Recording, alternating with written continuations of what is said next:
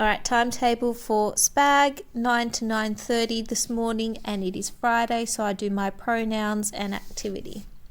Turn in your booklet to pronouns, which refreshes on what a pronoun is. It's replacing nouns.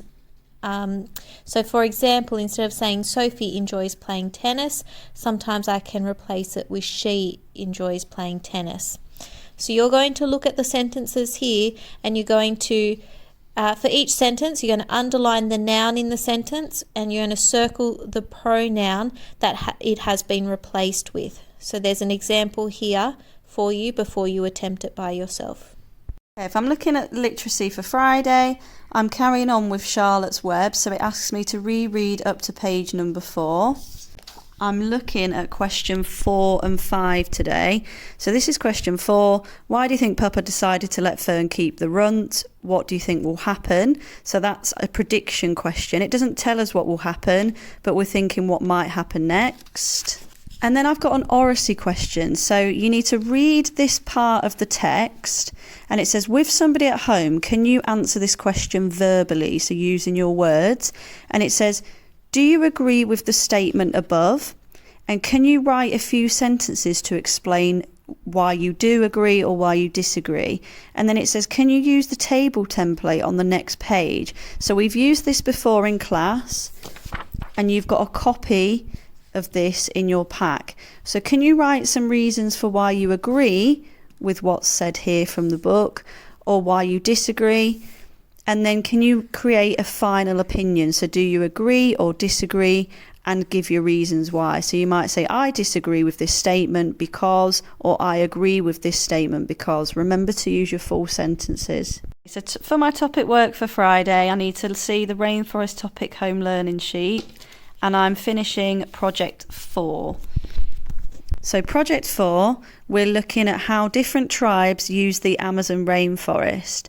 So what you need to do today is you need to read Tribes in the Rainforest PowerPoint slides in your pack. And it says, can you find out key facts about the tribes? Record your facts, so write them down, but it asks you to use pictures. So if I look here, there's some information on the tribes that live in the Amazon rainforest.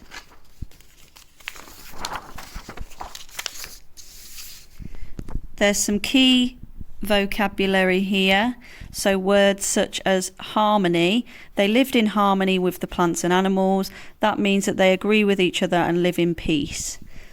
There's a little bit of talk here to do with the Shaman's Apprentice. So it says, can you think back to the Shaman's Apprentice? How do the shaman and the people of the Tirio tribe use the Amazon rainforest? Information about how people use the Amazon rainforest.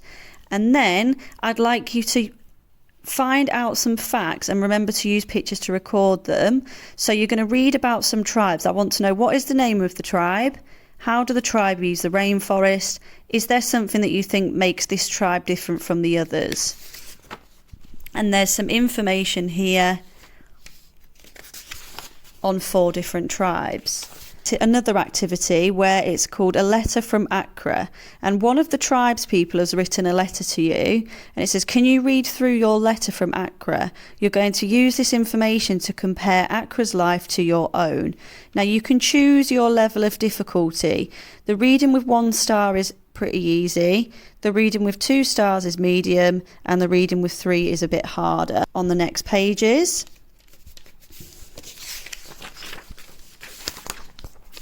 you can see that the 1 star has a lot less reading, and then you have a copy of this sheet in your packet. It says to access it on the blog, but I've printed it ready for you, and you're comparing your life. So a day as a student, what time do you get up?